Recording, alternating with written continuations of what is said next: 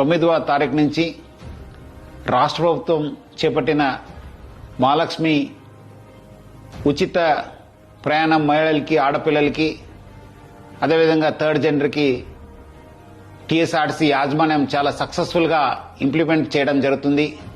చాలా చోట్ల అనూహ్య స్పందన వచ్చింది. రికార్డ్ స్థాయిలో ప్రయాణికులు మా బస్సులో ప్రయాణం చేయడం జరుగుతుంది. బట్ ఈ ఒక పథకం ఇంప్లిమెంట్ చేయడంలో యాజమాన్యానికి, ముఖ్యంగా మన సిబ్బంది కూడా కొన్ని సమస్యలు తెలియెత్తుతున్నావు.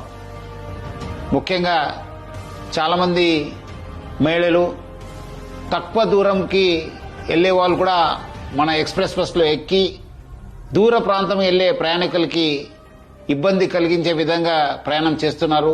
వాళ్ళందరికీ కూడా నా తరఫు నుంచి, యాజమాన్య తరఫు నుంచి కోరుతున్నాను, మీరు తక్కువ దూరంలో వెళ్లే వాళ్ళైతే వెలుగు బస్సులో ప్రయాణించాలని చెప్పి నేను మరీ కోరుతున్నాను. అదేవిధంగా కొంతమంది మహిళలు స్టేజ్ కాకుండా మధ్యలో, రోడ్ మధ్యలో ఆపడము, లేదంటే ఎక్కడ కావాలో అక్కడ ఆపండి అని చెప్పి అడుగుతున్నారు. దీనివల్ల కూడా చాలా దూర ప్రాంతంలో వెళ్లే వాళ్ళు కూడా చాలా ఇబ్బంది కలుగుతుంది. స్టేజ్ దగ్గర మాత్రమే మా బస్సు ఆగడం జరుగుతుంది. సో ముఖ్యంగా దీనివల్ల కూడా దూర ప్రాంతం వెళ్లే వాళ్ళు, వేరే ప్రయాణికులు కూడా మేలు జరుగుతుంది. మన కండక్టర్స్ కి, డ్రైవర్స్ కూడా బాగా జరుగుతుంది. లేదంటే కొన్ని చోట్ల మనకు చాలా ఇబ్బంది కలుగుతుంది. మన కండక్టర్స్ కూడా చాలా ఇబ్బంది పడుతున్నారు. ప్రజలు బాగా సహకరించారు. వాళ్ళందరూ కూడా నా తరపు నుంచి, యాజమాన్య తరపు కూడా ధన్యవాదాలు తెలుపుతున్నాను.